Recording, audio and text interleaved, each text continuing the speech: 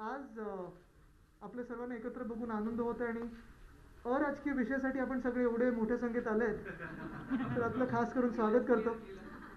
काय काय पहिलंच क्लिअर केलेलं आहे कारण क्लीन एनर्जीबद्दल आपण बोलणार आहोत. तर सगळं स्वच्छ ठेवायचं आपल्याला. आणि आपण बघितलं असेल बाहेर इलेक्ट्रिक व्हेकल्स पण आहेत. कदाचित असा पण निर्णय होऊ शकेल की कमीत कमी प्रश्न विचारणाऱ्या बाहेरच्या गाड्या देऊन टाकू. पण आज एका महत्त्वाच्या विषयासाठी आपल्याला एकत्रित आणलेलं आहे. आपल्याला माहिती असेल की जगभरात जे काही वातावरणीय बदल हा काही पॅटर्न आपल्याला दिसत आहे तो एक विचित्र पॅटर्न आहे. नक्कीच आपण देखील रिपोर्ट करत असताना ऑन ग्राउंड असताना गेले कित्येक वर्ष आपण पण मुंबई, महाराष्ट्र आणि जगातले वेगळे वेगळे जे काही पॅटर्न्स आहेत ते बघत असतात. काल परवाकडेच बघितलं तर मागच्या आठवड्यात कॅनडासारख्या देशामध्ये जिथे 20 डिग्रीज म्हणजे गरम समजलं जातं, साधारण 48-39 डिग्री सेल्सिअस म्हणजे आपल्या राजस्थानसारखं वातावरण आणि टेम्परेचर आपल्याला दिसायला मिळेल. आत्ता देखील जी काही आपण बघतोय काही ठिकाणी उष्णता वाढलेली आहे, काही काही ठिकाणी पाऊस वाढलेला आहे. आणि गेले एक 10-12 वर्ष जरी महाराष्ट्र बघितला तर आपल्याकडे 4-5 वर्ष दुष्काळ आणि त्याच ठिकाणी नंतर अतिवृष्टी देखील झालेली. हे होत असताना मुंबईत जर आपण बघितलं म्हणजे असं नाही की वातावरणीय बदल जे मी बोलत आहे ते काही फार आपल्यापासून लांब आहे. कारण आतापर्यंत आपला एक समज असा होता की वातावरण जे बदलत आहे, क्लायमेट चेंज जे होत आहे ते कदाचित आर्क्टिकमध्ये होत आहे, अंटार्क्टिकामध्ये होत आहे, हिमालयामध्ये होत आहे. पण आपल्या बाजूच्या गल्लीत काही होत नाही, माझ्या अंगणात काही होत नाही. पण जर महाराष्ट्रात बघितलं आणि जर मुंबई बघितली तर आपल्याकडे वाढलेला पाऊस, पुण्यामधला वाढलेला पाऊस साधारणपणे मग आपण प्रत्येक वर्षी असतो, आपण हिंदमातात असतो, आपण BMCकडे असतो, आपण वेगळ्या वेगळ्या ठिकाणी असतो आणि प्रत्येक वर्षी गेले 3-4 वर्ष आपल्याला मी जे आकडे दाखवत आहे आणि आपण देखील बघत आहात वातावरण बदलत आहे. हे सत्य आहे, ही सत्य परिस्थिती आहे. जर आपलं वातावरण बदल आणि मग नुकसान भरपाई हा पुढचा विषय येतो. कारण आपल्या महाराष्ट्रात जर बघितलं आपण तर शेतकऱ्यांसाठी असेल, ग्रामीण भागात असेल किंवा आपल्यासाठी जे शहरी भागांमध्ये असू, कधी उष्णता वाढते, कधी दुष्काळ वाढतो, कधी अतिवृष्टी होते, कधी गारपीट होते. आणि मागच्या वर्षीच बघितलं तर मागच्या फायनान्शियल इयरमध्ये महाराष्ट्राने साधारण 13,500 कोटी नुकसान भरपाई म्हणून वितरित केले. हे वेगळ्या वेगळ्या कारणांसाठी असेल. पण ही कारणांचा जर एक रूट कॉज बघितला तर रूट कॉज हा वातावरणीय बदल आहे. मुंबईत जर देखील बघितलं आपण, मुंबई काय मग मुंबईचा पूर्ण पट्टा असेल किंवा रायगड असेल, कोकण असेल, पालघर असेल, जी 2 वादळ आपल्याला आढळून गेली म्हणजे मागच्या वर्षीचं निसर्ग आणि ह्या वर्षीचं टोपटे 11 महिन्यात 2 वादळं मी तरी कधी माझ्या आयुष्यात बघितली नाहीत, आपण देखील मला वाटतं बघितली नसती. आणि म्हणून गेले 1.5 वर्ष पर्यावरण आणि वातावरणीय बदल खातं, कारण आम्ही हे जे नवीन नाव जोडलेलं आहे, आणि इतर खाती, ह्या महाविकास आघाडीची इतर सगळीच खाती ह्या विषयाला गंभीरपणे हाताळत आहेत आणि ह्याच्यावर आपण पुढे काम करत आहोत. आपण बघितलं असेल सांगलीतलं ते एक 400 वर्ष जुनं झाड जे असेल ते आपण वाचवण्यासाठी प्रयत्न केला, तेव्हा गडकरी साहेबांनी आपल्याला रिस्पॉन्स दिला, ते झाड वाचू शकलो. त्यानंतर जर कांदळवनं बघितली तर साधारणपणे ह्या 7-8 महिन्यामध्ये पर्यावरण खातं, वन खातं आणि इतर सगळे जे रेव्हेन्यूची खाती आहेत, मग अर्थात कलेक्टर्स असतील, डिव्हिजनल कमिशनर्स असतील, त्यांच्या मदतीने आपण साधारण 9,800 हेक्टर कांदळवनं ही इंडियन फॉरेस्ट ॲक्टमध्ये आणू शकलो. आरेचं 808 एकरचं जंगल वाचू शकलेलं आहे. महाराष्ट्रात 10 नवीन कॉन्झर्वेशन रिझर्व्स आहेत, 2 सँक्च्युरीज आपण करू शकलो. पण ह्या सगळ्या गोष्टी होत असताना मुख्य गोष्ट म्हणजे दोन्ही बाजूला आपला एक फोकस असणं गरजेचं आहे. जेवढं ग्रामीण भागांवर असेल किंवा वनांवर असेल, जंगलांवर असेल, तेवढंच आपला शहरी भागामध्ये देखील फोकस असायला पाहिजे. कारण क्लायमेट चेंज हे साधारणपणे आपण किती जबाबदार आहोत हे ओळखणं गरजेचं आहे. क्लायमेट चेंजमध्ये वेगळ्या वेगळ्या गोष्टी आपण करत आलेलो आहोत. मागच्या वर्षी माझी वसुंधरा अभियान जे आपण राबवलेलं होतं, खरोखर एक एवढं महत्त्वाचं अभियान होतं. आणि त्याच्यात अर्थात आपलं लॉकडाऊन सुरू असताना आणि सेकंड वेव्ह, दुसरी लाट त्याच्या टिपेला असताना सगळ्याच डिव्हिजनल कमिशनर्सनी, कलेक्टर्सनी, CEOsनी, म्युन्सिपल कमिशनर्सनी, सगळ्याच प्रशासकीय अधिकाऱ्यांनी ह्याच्यावर जेवढं काम केलेलं आहे हे अभिनंदन करण्यासारखंच काम आहे. कारण जे पंचमहाभूत आहेत आपले 5 एलिमेंट्स जे आहेत त्याच्यात प्रत्येक एलिमेंटवर आपण काही ना काहीतरी काम केलेलं आहे. साधारणपणे 21 लाख झाडं जी अर्थात मोजू शकतो आणि जे आपल्या डोळ्यासमोर आहेत, नुसता आकडा नाही, ते देखील आपण महाराष्ट्रात लावू शकलो आणि अर्बन फॉरेस्टच्या नात्याने आपण लावू शकलेलं आहे. मुंबईत 2.5 ते 3 लाख झाडं त्याची लागवड झालेली आहे. इतर शहरांमध्ये परवाकडे पुण्याची आमची कॉन्फरन्स झाली 2030 पर्यंत कार्बन न्यूट्रल पुणे हे करण्यासाठी माशेलकर साहेब असतील, आम्ही सगळेच आणि पुणे इंटरनॅशनल सेंटर हे एकत्र काम करत आहोत. मग पाणी वाचवण्याचं जर झालं, जर आपण बघितलं असेल, रेन वॉटर हार्वेस्टिंग आहे, रेन वॉटर पर्क्युलेशन आहे.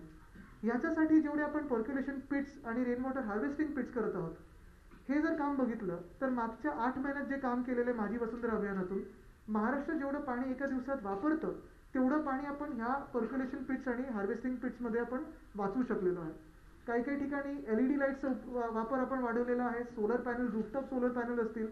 ह्या सगळ्या गोष्टी होत असताना अर्थात सगळ्यात महत्त्वाची गोष्ट, आणि आता जगभरात जे ट्रेंड आहे, जे 2025 पर्यंत आपण बघाल की हे सगळं चित्र बदलणार आहे, त्याच दिशेने आपण चाललेलो आहोत, ते आहे इलेक्ट्रिक व्हेकल्स. आणि म्हणून 2018 मध्ये जी एक आपली EV पॉलिसी होती, त्याला आपण बघितलं असेल, केंद्र सरकारची फेम पॉलिसी आहे आणि आपली 2018ची EV पॉलिसी आहे.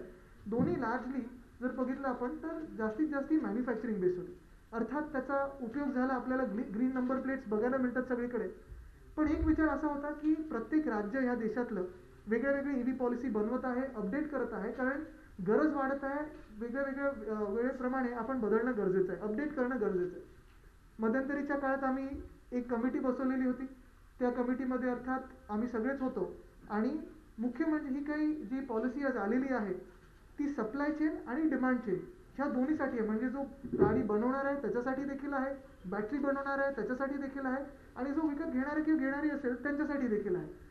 ह्या गोष्टीचा एकच अर्थ आहे की पुढच्या 3-4 वर्षामध्ये जो जगात बदल होणार आहे, जे एक वेगळं रेव्होल्युशन होत आहे, क्लायमेट चेंजचं रेव्होल्युशन, त्याच्यात आपण कुठेही महाराष्ट्र म्हणून मागे पडता कामा नये. ह्याच्यासाठी आपण हे महत्त्वाचं पाऊल उचलत आहे.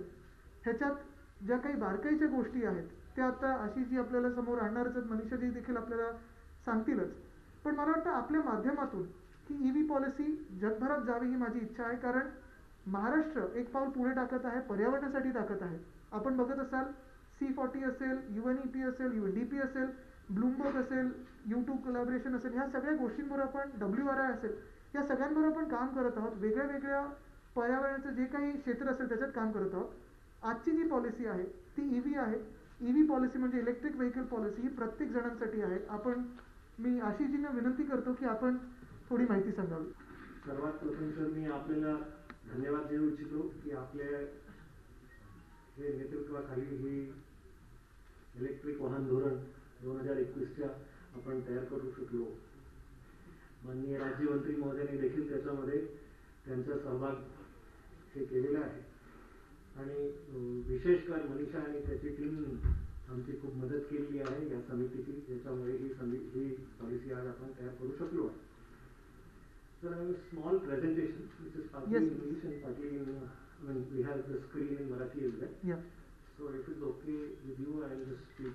Yes please. म्हणजे जगाला कळेल की आपण म्हणजे कारण सर ते काय मिशन विजन वगैरे ते थोडा टेक्निकल भाषेत असल्यामुळे टेक्निकल मराठीत प्रेझेंट केलं तर कदाचित सर्वांना तो समजणार पण नाही Marathi.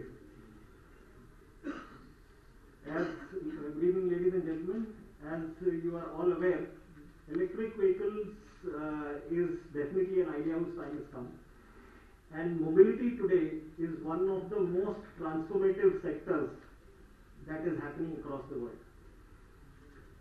Particularly electric vehicles is actually on the cusp of many different departments which are dealing with it today in Maharashtra and across the world. So the internal combustion engine vehicles which we are all used to, the automobiles that we have been used to, they were using a fuel which was being imported from various parts of the world into India and into various other parts of the world as well, and then transported to every nook and corner of the geography of the earth so that mobility could happen. Fortunately, electric vehicles have made it possible that you generate electricity in a common place and then ensure that it can be distributed across the globe without as much of a complication as petrol and gasoline needs to be done. But unfortunately, this distribution is new, whereas the petroleum distribution is old and it has already been set in such a way that we can move it more easily.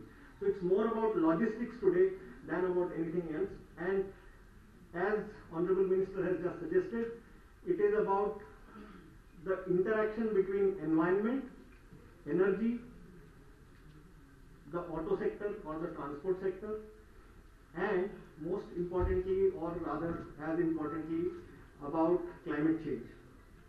If we are producing most of our electricity from renewable energy sources or from nuclear sources or from hydro sources, then this is definitely the cleanest possible way of moving people.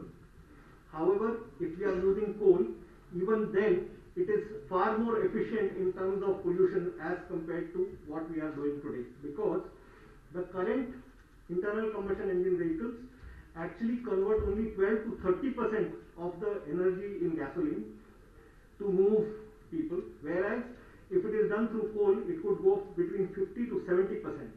So effectively, it reduces pollution even if we were actually charging the batteries using coal.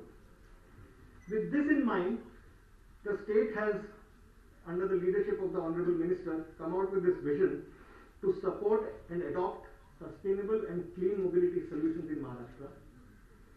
The policy aims to transform Maharashtra into a leading state in terms of adoption of electric vehicles in the country, and envisions to retain Maharashtra's leadership in automotive manufacturing in India. As you would be aware, we are currently the leaders of automobile manufacturing in the country, and we continue to remain so, and for that we have brought in this new policy so that we emerge as a leading investment hub for the EV ecosystem globally. The mission is to bring a transition in the transportation ecosystem by creating demand for the purchase and use of EVs through demand side incentives, and to stimulate manufacturing of EVs in the state through a set of supply side initiatives that aim to attract investment, facilitate the establishment of manufacturing units, and encourage the production of EVs, EV components, including particularly advanced chemistry cell batteries and electric vehicle supply equipment. So this would mean that the entire ecosystem which is required for electric vehicle manufacturing would actually come into Maharashtra. We have set very ambitious objectives and targets. We intend to actually, or hope to bring about 10% of the new vehicle registrations to be EVs by 2025. We also have some other objectives which include achieving 25% of electrification of public transport and last mile delivery in 5 targeted urban agglomerations. These urban agglomerations include Greater Mumbai, Pune, Nagpur, Nashik and Aurangabad to begin with. Convert 15% of MSRTC's existing bus fleet to electric by 2025. Make Maharashtra the country's top producer of battery-driven electric vehicles in India in terms of annual production capability. Target establishment of at least 1 gigawatt scale battery manufacturing capability in Maharashtra, and promote R&D and innovation and skill development across the EV system in the state. म्हणजे साधारण आपण बघितलं असेल याच्यात आपण battery मॅन्युफॅक्चरिंगवर पण focus करत आहोत. एक गोष्ट आहे की आत्ता जे आपल्या डिझेल व्हेकल्स असतील किंवा गाडी EV म्हणजे नॉन EV व्हेकल्स असतील, अर्थात Euro 4, Euro 6 आहेत, काही काही जण बदलायला थोडा वेळ लावू शकतात 2025 पर्यंत, पण पब्लिक ट्रान्सपोर्ट सेक्टर जो आहे तिथे आपण खूप मोठा फरक करू शकू. MSRTC असेल किंवा सगळे आपले जे अर्बन लोकल बॉडीज आहेत, सगळे आपले मनपा आहेत, तिथे FAME 2 पॉलिसी असेल किंवा आपली ही EV पॉलिसी असेल, एकत्रित करून त्या मनपा जिथे जिथे त्यांच्या शहराच्या बसेस आहेत, जे काही सिटी ट्रान्सपोर्ट बसेस असतील, त्याचा हा फायदा घेऊन आपण इलेक्ट्रिक बसेस आणू शकू. अर्थात इलेक्ट्रिक बस मुंबईत देखील चालतात, पुण्यात आहेत, नवी मुंबईत आहेत, संभाजीनगरमध्ये. ह्या सर्व ठिकाणी एमिशन फ्री आणि आवाज फ्री, म्हणजे तुम्ही त्या बसच्या बाजूला उभं राहिलं तर कळणार नाही की बस सुरू आहे की बंद आहे. आणि ह्या बसेस आपण नागरिकांसाठी उपलब्ध करून देऊ शकू. त्याच्यात नुसतं डिमांड आणि सप्लाय साईड नाही तर रिसर्च आणि डेव्हलपमेंटवर देखील आपण भर देतो. Thank you sir. तर असं एकूण 10% गाड्याच्या रजिस्ट्रेशन EV म्हणून व्हावं असं आमचं टार्गेट आहे. Then for 2 wheelers we have intending to target 10%. 3 wheelers we are intending to target 20% of the registrations, and for 4 wheelers 5% of the registrations. And as I said, we have also set targets for charging stations.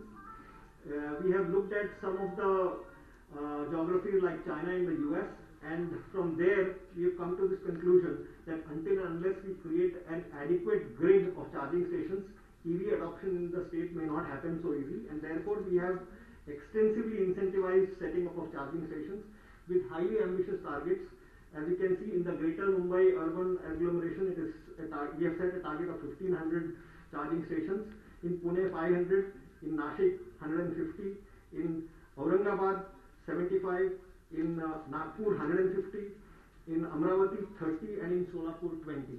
हे सगळे circles आपण घेतलेले आहेत, पण अर्थात 3 by 3 च्या grid आहे. हां, पण ह्याच्यात पुढे जात असताना आमची अशी इच्छा आहे की वेगळ्या वेगळ्या हाऊसिंग सोसायटीजनी असेल, वेगळ्या वेगळ्या बिल्डिंग्सनी असेल, ऑफिसच्या जे स्पेसेस आहेत, कॉर्पोरेट पार्क्स आहेत, त्यांनी देखील आपल्या आपल्या पार्किंग स्पेसेसमध्ये चार्जिंग स्टेशन्स लावावं. आणि तसं डेव्हलपमेंट कंट्रोल रूल्स मध्ये आपण चेंज पण करण्याचा प्रस्ताव याच्यामध्ये आणलेला आहे आणि पॉलिसीचा भाग आहे. याशिवाय we have given demand incentives for all the buyers of electric vehicles. तर it is based on the size of the battery. The battery size, the incentive that we are offering is 5,000 rupees per kilowatt hour of battery size. But there are limits to both the number of vehicles that we want to incentivize and the amount of money that we give as an incentive. So the maximum number of vehicles to be incentivized is in the electric two-wheeler segment, 1 lakh vehicles, electric three-wheeler segment, 15,000 vehicles, electric three-wheeler goods carriers 10,000 vehicles, electric four-wheeler cars 10,000 vehicles, electric four-wheeler goods carriers 10,000 vehicles, and e-buses at 10,000 vehicles. But e-buses we are actually incentivizing them to the tune of 10% because they are all in the public transport segment. We are not looking at the private transportation segment in the e-buses side. The maximum incentive that can be availed for a two-wheeler is 10,000 rupees. For three-wheeler autos is 30,000, which means passenger transport. For three-wheeler goods carriers it is 30,000. For four-wheeler cars 1,50,000. For four-wheeler goods carriers it is 1 lakh rupees, and for e-buses it can go up to 20 lakh rupees. So effectively this makes us the most competitive demand incentive given by any state. Apart from this, we are also giving an early bird discount of another 5,000 rupees per kilowatt hour of battery size based on the above principle as we have as I just narrated earlier. We are also giving scrappage incentives. म्हणजे जर आपण गाडी scrap केली तर त्याच्यासाठी पण incentive आहे. Two wheeler scrap केली तर 7,000 रुपये, थ्री व्हीलर स्क्रॅप केली तर 15,000 रुपये आणि फोर व्हीलर जर स्क्रॅप केली तर 25,000 रुपयांपर्यंत स्क्रॅपेज बेनिफिट आम्ही देणार आहोत. हे सर्व इन्सेंटिव्ह अर्थात जे गाड्या आत्ताच्या काळात विकत घेतील 2024 पर्यंत त्याच्यासाठी आहेत. पण जर मला विचारलं प्रामाणिकपणे, जरी आपण हे इन्सेंटिव्ह देत असू तरी आजची जी वेळ आहे, जे पर्यावरण बदलत आहे, वातावरण बदलत आहे, तर ह्या गाड्याकडे शिफ्ट होत असताना किंवा इलेक्ट्रिक व्हेकल्स किंवा आता हायड्रोजन फ्यूल सेल त्याच्यासाठी देखील आम्ही आता नवीन कमिटी बनवून त्याच्यावर पण अभ्यास करत आहोत. पण ह्या जे काय आपलं जगण्याचं पॅटर्न आहे ते बदलण्यासाठी, अजून पर्यावरणासाठी चांगलं करण्यासाठी इन्सेंटिव्हची किती गरज लागणार आहे, म्हणजे जगण्यासाठी इन्सेंटिव्ह देणं योग्य आहे का, हा देखील एक प्रश्न येतो. तरी देखील आपण इन्सेंटिव्हाइज करत आहोत. अर्ली बर्ड डिस्काउंट आपल्याकडे आहे आणि मला वाटतं सगळ्या राज्यांचा आपण अभ्यास करून सगळ्यात जेवढ्यात जास्तीत जास्त आपण देऊ शकू तेवढे इन्सेंटिव्ह आपण देण्याचा प्रयत्न केलेला आहे. आणि सर याशिवाय चायनामध्ये 50% पर्यंतच्या इलेक्ट्रिक व्हेकल्सला त्यांनी डिमांड साईड इन्सेंटिव्ह दिलेले आहे आणि त्याचप्रमाणे अमेरिकेत देखील त्यांनी डिमांड साईड इन्सेंटिव्ह दिलेले आहेत, टॅक्स कन्सेशन वगैरे दिलेले आहेत. त्या आधारावरती आपण म्हणजे ते जे काही ग्लोबल सिनेरिओ आहे ते पण बघून इन्सेंटिव्ह तयार केलेले आहेत. All EVs sold in the state shall be exempted from road tax. All EVs are eligible under the policy to be exempt from registration charges. Vehicles which are sold without battery will be eligible for 50% of the demand incentive. म्हणजे ज्या गाडीत battery नसेल त्याला देखील 50% आम्ही incentive देणार आहे, कारण रिमेनिंग इन्सेंटिव्ह जे आहे तो एनर्जी ऑपरेटरला मिळेल जो बॅटरी सप्लाय करणार. पण नंतर बॅटरी घ्या नाही तर बॅटरी शिवाय चालणार. बरोबर. इन्सेंटिव्ह डिस्बर्समेंट प्रोसेस हे आपण डायरेक्ट ट्रान्सफर प्रमाणे करणार आहोत आणि हे देखील यावेळी पूर्वी आपण कंझ्युमरला द्यायचो, यावेळी आपण असं ठरवलेलं आहे की OEM ला द्यावं, म्हणजे जे मॅन्युफॅक्चरर आहेत त्यांना देणार आहोत. त्याच्यामुळे काय होईल की हे लोकांना मंत्रालयाचे हेलपाटे मागण्याची आवश्यकता राहणार नाही. The incentive disbursement mechanism as I said will be fully digital. To address the concerns of battery life and resale value of EVs, कारण आपण जेव्हा ICE गाडी खरेदी करतो त्यावेळेस आपण मनात हेही ठेवतो की कदाचित जर उद्या विकायला लागली तर आपल्याला काहीतरी त्यातनं पैसे मिळतील. So we have said that to address this concern for battery life and resale value of EVs, particularly for the two-wheeler and three-wheeler users, the Maharashtra EV policy will provide the OEM, म्हणजे manufacturer, additional incentives which needs to be transferred to the customers for offering a minimum 5-year warranty for batteries, and also a total additional incentive amount for buyback up to a limit of 12,000 rupees. म्हणजे जर मॅन्युफॅक्चरनी ही guarantee दिली की ते तुम्हाला 12,000 रुपये परत करतील, तर 12,000 रुपयेपर्यंत आम्ही मॅन्युफॅक्चरला रिइम्बर्स करून देणार. त्याचप्रमाणे जर त्यांनी बॅटरीची 5 वर्षाची वॉरंटी दिली तर आम्ही त्यांना इन्सेंटिव्हाइज करणार.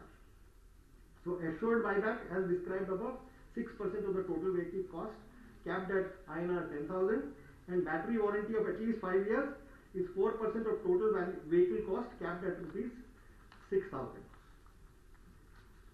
याशिवाय जसं साहेब म्हणाले, we have given supply side incentives also to ensure that the supply side is also taken care of. आणि चार्जिंग इन्फ्रास्ट्रक्चरला आपण इन्सेंटिव्हाइज केलेलं आहे. As I said earlier that all charging infrastructure should be within a grid of 3x3, म्हणजे 3 kilometre bye 3 kilometre मध्ये एरियामध्ये charging station असायला पाहिजे. So urban local bodies shall be encouraged to provide property tax rebates to residential owners for installing private charging infrastructure.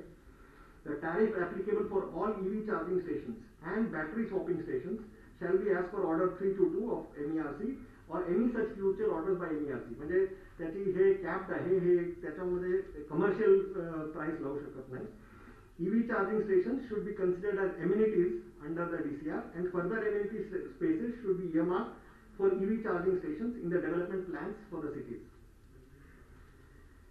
We have also, as you can see, given incentive for slow charging stations and moderate and fast charging stations amounting to a tune of 60% of the cost or 50% of the cost respectively, subject to a maximum of rupees 10,000 or rupees 5 lakhs, depending on whether it's a very fast charging station or it's a very slow charging station.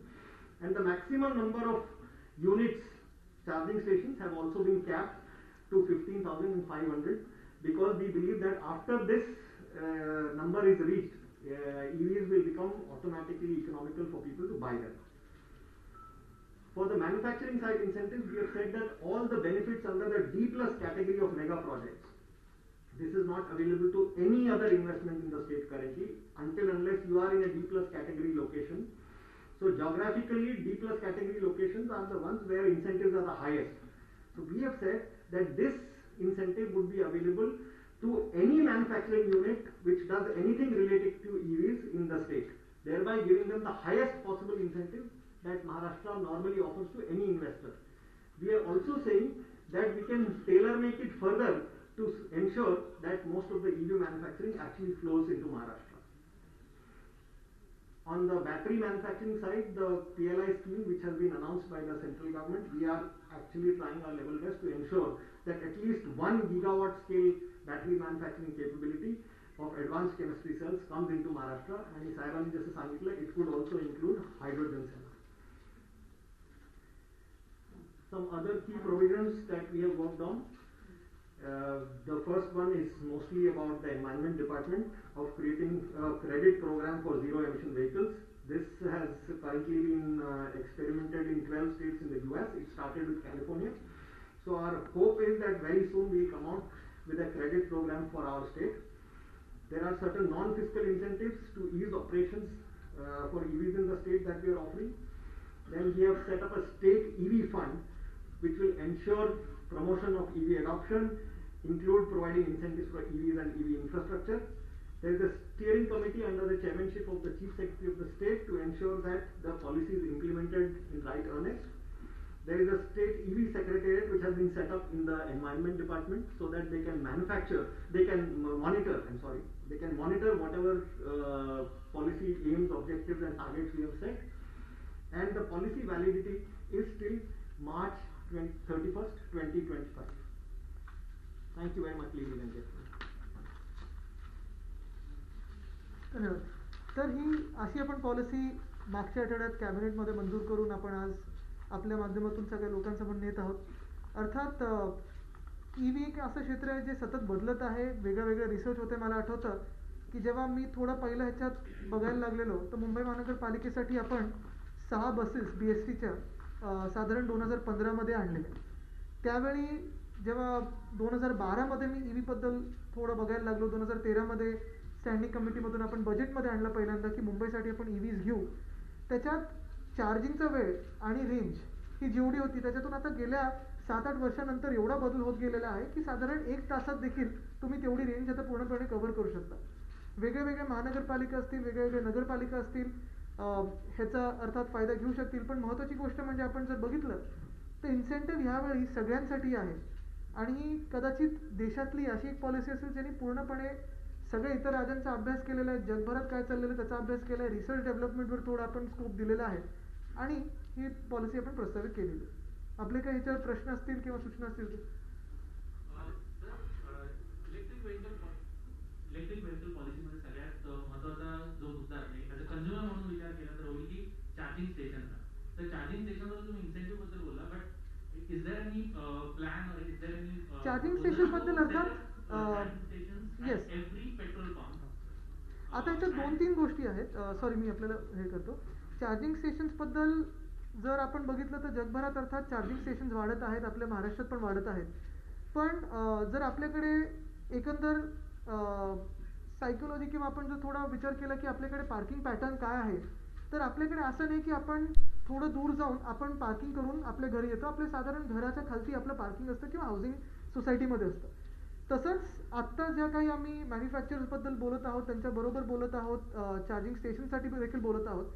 पुढच्या काळात 2 प्रकारच्या batteries देखील येऊ शकतात. एक आहे स्वॅपेबल किंवा replaceable battery, ज्या एका ठिकाणी उपलब्ध असू शकतात आणि तुम्ही एका ठिकाणून दुसऱ्या ठिकाणी जात असताना ती बॅटरी घेऊन तुमची बॅटरी चार्जिंगला लावू शकता आणि ही बॅटरी तुमची घेऊन पुढे जाऊ शकता. त्याच्यात आपण त्याला युटिलिटी म्हणून ट्रीट करतो. दुसरी गोष्ट म्हणून जे माझं स्वतःचं ऑब्झर्वेशन आहे, गरज नाही की ह्या पॉलिसीमध्ये ते सिंक असायला पाहिजे, हे आहे की आता जे नवीन चार्जिंग आलेलं आहे, जे मी आमच्या घराच्या आजूबाजूला पण बघतो, ते तुम्ही अक्षरशः खालती आपलं जे लाईटचं सॉकेट असतात किंवा फोनचे सॉकेट असतात त्याच्यात देखील चार्जिंग करू शकता आणि तेवढंच तुम्हाला चार्जिंग स्पीड मिळतो. तर ही टेक्नॉलॉजी सतत बदलत आहे आणि सॉकेटचे प्रकार असतील, प्लगचे प्रकार असतील, हे मला वाटतं जेवढं प्रायव्हेटली पुढे येईल तेवढं चांगलं आहे. अर्थात शासनाकडून आणि नगरपालिकेकडून जागा उपलब्ध आहेत हाऊसिंग सोसायटीजमध्ये किंवा ऑफिस स्पेसेसमध्ये. पण जेवढं आपण बघत असाल की आता 1 तासाच्या चार्जिंगमध्ये किंवा 3 तासाच्या चार्जिंगमध्ये हे वेगळ्या ठिकाणी अर्थात उपलब्ध होत जाणार. पेट्रोल पंपांवर प्रत्येक पेट्रोल पंपाला चार्जिंग हे होऊ शकतं का उपलब्ध, तसं काही पॉलिसीमध्ये विचार आहे? मला वाटतं पेट्रोल पंपावर जर स्वॅपेबल बॅटरी असेल तर होऊ शकतो. देखिए इसमें 2 चीजें हैं. पहला तो ये है कि इसको फास्ट चार्जिंग को लेकर इम्पोर्टेंट होगी, क्योंकि पूरी रात चार्ज करना या 3 घंटे या 5 घंटे चार्ज करना वो इम्पोर्टेंट होगा. क्योंकि पिछला व्हीकल्स जो भी लाइन में होगा उसको कितना टाइम लगेगा, एक तो फास्ट चार्जिंग का किस तरीके से. दूसरा सिर्फ प्राइवेट चार्जिंग स्टेशन जैसे आप कह रहे हैं वैसे ही आप पब्लिक चार्जिंग स्टेशन में यहाँ पर जिनके पास नहीं स्पेस है चार्जिंग करने के, वहाँ पर जाके चार्ज. बिल्कुल, ये तो सारे मॉडल्स अभी जैसे हमने इसमें इंसेंटिवाइज किए हैं तो काफ़ी लोग आगे आ सकते हैं. मैंने जब इसमें देखना शुरू किया था 2012 में तब 8 घंटा था, अभी बीच में वो 3 घंटा, अभी 1 घंटे पे आया है. अभी बूस्टर चार्ज भी मिल रहा है, जैसे हमारे फ़ोन को एक एडिशनल बैटरी मिल जाती है वैसे भी कई प्रोड्यूसर्स ने शुरू कर दिया है. तो चार्जिंग ये बड़ा मसला नहीं रहेगा क्योंकि जैसे टेक्नोलॉजी और इसकी ज़रूरत बढ़ते जाएगी तो इस पर सोल्यूशन तो बिल्कुल आते जाएंगे. काफ़ी गाड़ियाँ ऐसी भी बन रही है जहाँ रूफटॉप सोलर है, शायद वो भी आ सकते हैं. तो ये काफ़ी चीज़ें हैं. 10% आपने टारगेट रखा हुआ कि 2025 तक 10% कम से कम रजिस्ट्रेशन होने चाहिए.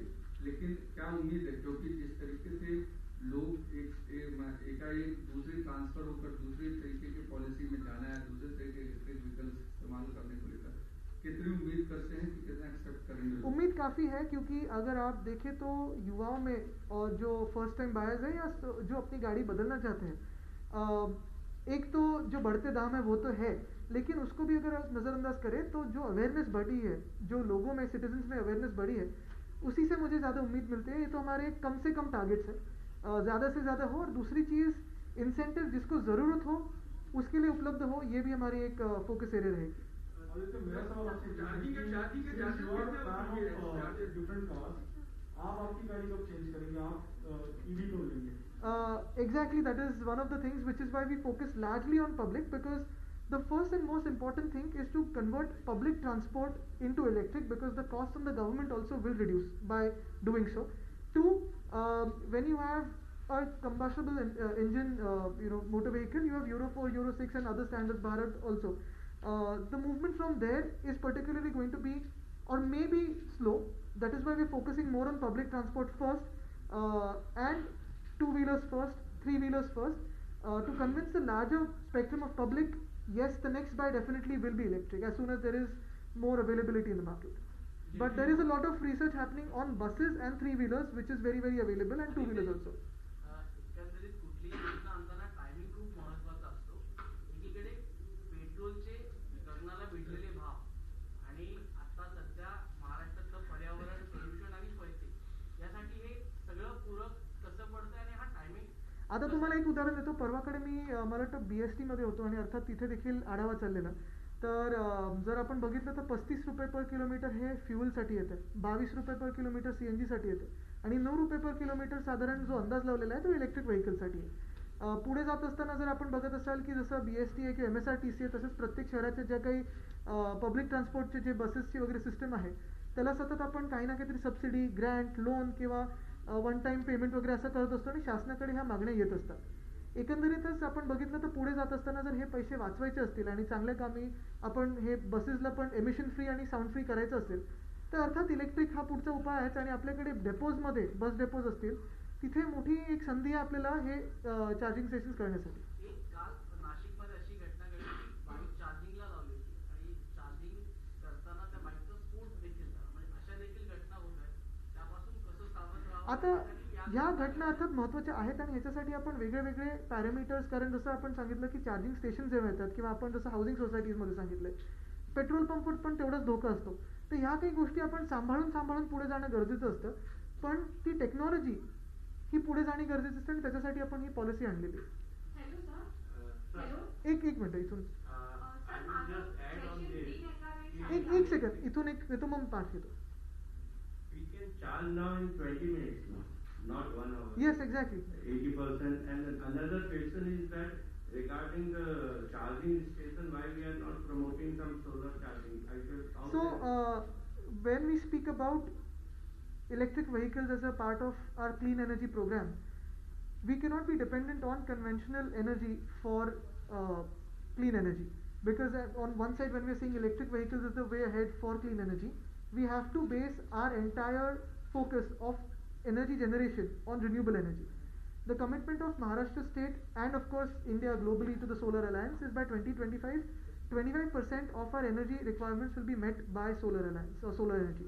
And in that step, if you see a couple of months ago, the Maharashtra government has also brought in a cabinet note and policy on renewable energy in Maharashtra. We are focusing largely on renewable energy. Even today I had a meeting with MSRDC for solarizing the Mumbai-Nagpur highway, solarizing the Mumbai-Pune highway, creating solar parks around it, and we have to create an ecosystem that is green. So sir, my question is, like we are promoting e-vehicle, so battery will be promoted, but हमने देखा है कि average time है 15 to 20 years maximum. तो आगे जो e-waste produce होगा उसे हम कैसे deal करेंगे और उसके लिए कोई पॉलिसी है क्या? त्याच्यात जर आपण बघितलं तर ई-वेस्टसाठी अर्थात आम्ही त्याच्यावर पॉलिसी बनवतोय, कारण हे जसं आपण सांगितलं की हे मॅन्युफॅक्चरर्स आणि सप्लायर्ससाठी आहे, हे बायर्ससाठी आहे. पण पुढे जात असताना ह्याचं बॅटरीचं रिसायकलिंग किंवा रियूज कसं करता येईल ह्याच्यावर अजून थोडा रिसर्च चालू आहे. पण हे होत असताना ऑल्टरनेटिव्हली इथेनॉल बेस असेल किंवा हायड्रोजन फ्युल सेल असेल ह्याच्यावर पण रिसर्च चालू आहे. महत्त्वाची गोष्ट ही आहे की साधारणपणे टाइम स्पॅन प्रत्येक गाडीचा जर आपण कन्व्हेन्शनल फ्युलचं बघितलं और हे बघितलं तर दोन्ही 10 ते 12 वर्षच असतो. आणि मग स्क्रॅपेजमध्ये दोन्ही गाड्या कशा तुलनात मग पुढे जाऊ शकतात ह्याच्यावर अर्थात आपलं केंद्र सरकार देखील स्क्रॅपेज पॉलिसी नवीन आणतं आणि आपली देखील आपण बघितलं की जी कमिटी बनत आहे हाय पॉवर्ड कमिटी मुख्य सचिवांच्या अध्यक्षतेखाली त्याच्यात आपण ह्याच्यावर पॉलिसीवर आपला अभ्यास सुरू केलेला आहे. आणि सर आणखी एक क्वेश्चन होता, तुम्ही सांगितलं की 2025 पर्यंत तुम्ही 25% व्हेकलला ई-व्हेकल्सची रिप्लेस करायची योजना आहे. तर ई-व्हेकलसाठी लायसन्स होणं गरजेचं नाही. तर आता लागणार लायसन्स तर लागणार, ऑफकोर्स लागणार. बहुत सारी ऐसी भी चीजें हैं जहाँ पर लाइसेंस नहीं, कुछ वेट लिमिट्स भी है, 2 व्हीकल्स में भी हम बिना लाइसेंस के जा सकते हैं. नहीं that is up to 45 kilometres per hour for a bicycle. तुम्ही सांगितलं की सार्वजनिक वाहतूक व्यवस्थेमध्ये खास करून इलेक्ट्रिक वाहनांचा उपयोग जास्त करायला पाहिजे. परंतु सध्या एसटी असू दे, बेस्ट बसेस असू दे किंवा किंवा इतर महानगरपालिकेमधल्या सार्वजनिक वाहतूक व्यवस्था असू दे, त्यांना राज्य सरकारच्या मदतीशिवाय अशा प्रकारच्या बसेस खरेदी करता येणार नाही. तर येत्या काळामध्ये तुम्ही असा काही निर्णय घेणार आहात की जी काही यापुढची मदत जी असेल ती केवळ इलेक्ट्रिक वाहनासाठी देणार आहात किंवा अशा प्रकारचा या पॉलिसीच्या माध्यमातून आपण बघत असाल की 1000 बसेस आता सुरू करायला आपण मदत करत आहोत. अर्थात फेम टू पॉलिसी केंद्र सरकारची आणि ही जर एकत्र केली तर अर्थात पूर्णपणे ती किंमत अर्ध्यावर येते बसेससाठी आणि पब्लिक ट्रान्सपोर्टच्या बसेससाठी. ह्याच्यात प्रयत्न हाच राहील की जास्तीत जास्त हायब्रिड किंवा इलेक्ट्रिक बसेस अर्थात फोकस इलेक्ट्रिक बसवरच राहील आणि सगळेच महानगरपालिका किंवा नगरपालिका जिथे जिथे पब्लिक ट्रान्सपोर्टसाठी बस वापरली जाईल तिथे आपण हे प्रोत्साहन देण्याचा प्रयत्न करू. कदाचित माझी वसुंधरा अभियानमध्ये देखील ह्याच्यावर काही पॉईंट्स आपण देण्याचा विचार करत आहोत जेणेकरून म्युन्सिपल कमिशनर्सना थोडं एक एनकरेजमेंट देखील मिळेल आणि टेक्निकल ह्याच्यात पण ते पुढे येऊ शकतील. Sir, as a logistics and delivery service provider for two-wheelers electric services, there is a certain green miles that you are able to accumulate based on the number of miles that you accumulate for the services. Now, most of our clients do ask whether these are transferable or not. Is there anything So specific? for that can be- I mean right now we'll answer your question, but if you're not a part of the press, I would request you that we sit individually because these are some policy issues which you'll have to give us inputs on, and we can include them in our policy. Definitely, sir. Thank That's a big area. Yes, thank you. आणि तुम्ही एक बघायला गेलं तर आजही लोकांची मानसिकता electric व्हेकलकडे नाहीये पाहिजे तशी. कारण का पिकअप मायलेज स्पीड ह्या सगळ्या गोष्टी आहेत त्या आजही लोकांना आवडतात आणि बऱ्याच प्रमाणात इलेक्ट्रिक व्हेकलमध्ये ह्या सगळ्या डिफरन्स आहेत. तर लोकांची मानसिकता बदलण्यासाठी आपण काही उपाययोजना करणार आहोत का जेणेकरून मला वाटतं ही पॉलिसी आपल्या माध्यमातून लोकांपर्यंत जाणं गरजेचं आहे. दुसरं म्हणजे आज बघितलं असेल बाहेर काही इलेक्ट्रिक व्हेकल्स आपण उभ्या केलेल्या आहेत. माझा प्रयत्न हाच राहणार आहे आमच्या पूर्ण खात्याचा की जसं लॉकडाऊन थोडं थोडं उघडत जाईल ह्या इलेक्ट्रिक व्हेकल्सचं एक्झिबिशन महाराष्ट्रात वेगळ्या वेगळ्या ठिकाणी नेणं गरजेचं आहे. कारण आपण एकदम बरोबर प्रश्न विचारला. कुठची नवीन बाईक घेत असताना असेल गाडी घेत असताना असेल आपला पहिला प्रश्न असतो मायलेज काय. आणि आताच्या ज्या काही बसेसबरोबर आम्ही बोलत आहोत काही गाड्यांबरोबर बोलत आहोत एका अर्ध्या तासाच्या किंवा 1 तासाच्या चार्जमध्ये साधारणपणे 300 किलोमीटर काही 600 किलोमीटर एवढ्यापर्यंत ते मायलेज देतात. तर अर्थात लोकांनी इंटरॅक्शन करून ह्या कंपनीजबरोबर जे काही इन्सेंटिव्ज आहेत त्याचा फायदा घेणं गरजेचं आहे. आणि एक महत्त्वाची गोष्ट म्हणजे आत्तापर्यंत इन्सेंटिव्ज घेणं हे थोडं कठीण होतं. जसं आशिष कुमार साहेब सांगत होते की थोडं कठीण होतं पण आता हे आपण सोपं केलेलं आहे. दुसरी गोष्ट म्हणजे जसं आम्ही कांदळवनांसाठी बसतो इतर काही विषयांसाठी बसतो तसं ह्याच्यात एनर्जी इंडस्ट्री UD ट्रान्सपोर्ट खात्याला सोबत घेऊन आमची जी कमिटी आहे ती प्रत्येक महिन्यात त्याचा रिव्ह्यू करत राहणार की किती टार्गेट मीट झालेले आहेत. कुठच्या काही म्युन्सिपल कमिशनरना असेल डिव्हिजनल कमिशनरना असेल कोणाला काही मदतीची गरज आहे का. जसं आत्ता ह्यांनी एक प्रश्न उपलब्ध केला तसं काही प्रोड्युसर्स किंवा सप्लायर्सना काही अडचण येत आहे का. पॉलिसीमध्ये काही बदल करणं गरजेचं आहे का. कारण ही पॉलिसी अर्थात सतत बदलत राहणं आणि त्याला अपडेट करत राहणं ही गरजेचं असतं.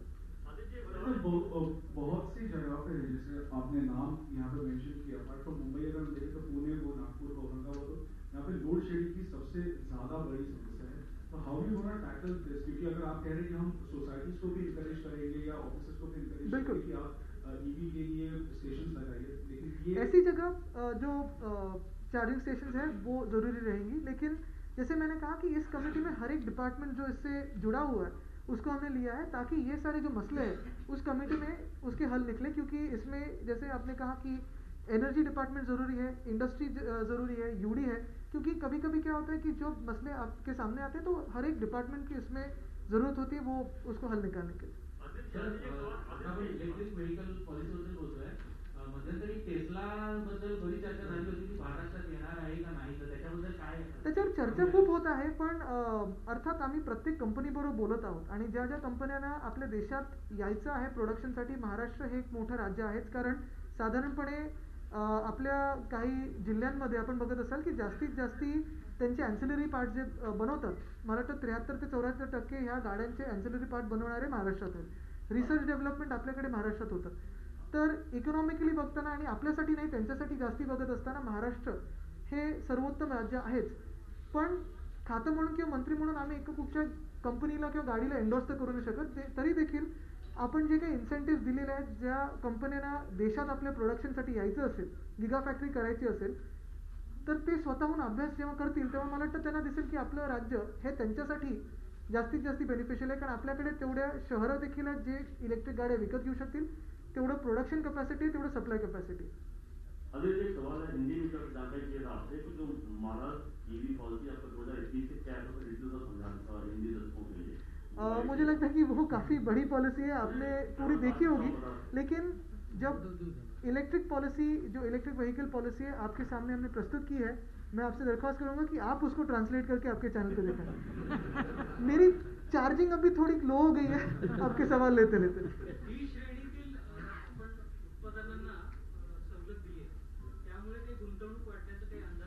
नक्कीच गुंतवणूक वाढेल, कारण मध्यंतरीच्या काळात देखील आम्ही म्हणजे अर्थात, आणि मी खरोखर आभार मानेन सिंग साहेबांचं आणि मनीषाजींचं देखील आणि अंबलगनजींचं, कारण आम्ही काही ज्या कंपनीज आहेत परदेशातल्या त्यांच्याबरोबर रात्री 9:30, 10, कधी 11:30 वाजता देखील झूम कॉल केलेला आहे.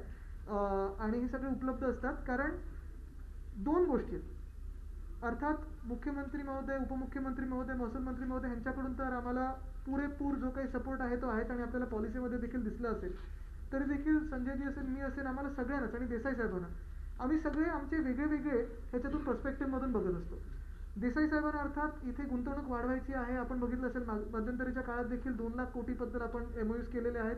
हे सगळं होत असताना मी जो हा काही पुश देत आहे याच्यासाठी, आणि मी या ज्या काही कंपनीज आहेत त्यांना देखील सांगितलंय, हे काही अर्थात रोजगारसाठी आहेच, गुंतवणुकीसाठी आहे, पण माझं जे स्वतःचं मन याच्यात लागलेलं आहे ते एवढ्यासाठीच आहे की जर पर्यावरणात काही बदल होत असेल आणि त्याच्यासाठी आपला देश काही पाऊल उचलत असेल, इलेक्ट्रिक व्हेकल्ससाठी असेल, रिन्युएबल एनर्जीसाठी असेल, तर महाराष्ट्राच्यात अग्रेसर राहिलाच पाहिजे.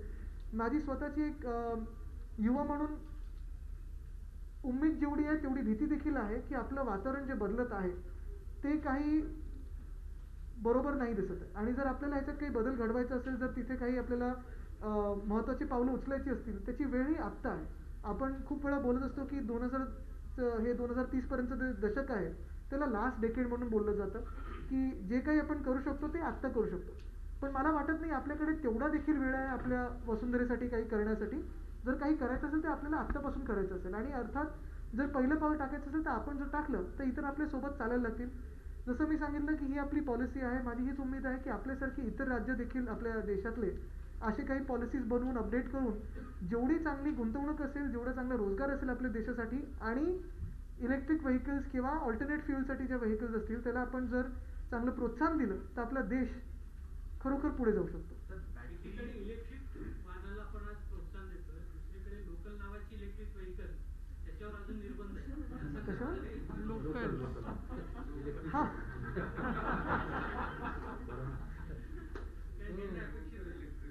सॉकेट चुकीचं लागलं आपलं.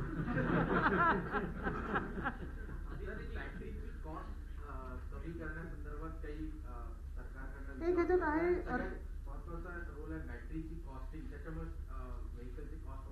नाही आहे त्याच्यात ती महत्त्वाची एक बाब आहे, आणि त्याच्यासाठी आपण इन्सेंटिव्ह एवढ्यासाठीच दिलेले आहेत कारण ही लिथियम आयनची बॅटरी, लिथियम मिळणं हे खूप कठीण गोष्ट आहे. आणि ह्याच्यात आपण बघितलं असेल ज्या बॅटरी शिवाय गाड्या विकले जात आहेत किंवा स्वॅपेबल बॅटरीज किंवा रिप्लेसेबल बॅटरीज जे येऊ शकतील त्याच्यावर देखील आपण इन्सेंटिव्ह दिलेले आहेत.